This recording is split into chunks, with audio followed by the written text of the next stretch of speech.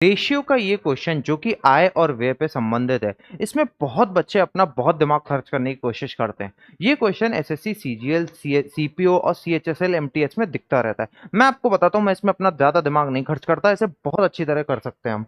यहाँ पर आपको दे रखा है कि ए बी सी की जो मंथली आय, ठीक है, कितनी दे रखी है, 2, 9 और 3 के रेशियो में है। और अगर मैं यहाँ पर इनके खर्चे देखूं तो वो 3, 9 और 5 के रेशियो में है। अब इसने एक लाइन यहाँ पर दी है कि इन दोनों रेशियो को हम कनेक्ट कैसे करें। तो इन दोनों रेशियो को हम कनेक्ट करने के लिए इसने दे रखा है कि ए की जो सेविंग है वो कितनी है, हाफ ऑफ इस टोटल इनकम है। अब यहाँ पर एक चीज देखनी है।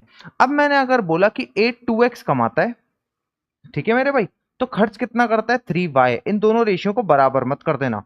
अब इसने बोला कि ए 2x कमाता है और 3y खर्च करता है, तो बचाता कितना होगा, आप बोलोगे 2x माइनस 3y। अब इसने बोला कि जो इसकी सेविंग है वो इसके इनकम की आधी है, तो इसकी ये इनकम क्या है, 2x, और इसका आधा करूंगा तो कितना हो जाएगा, x।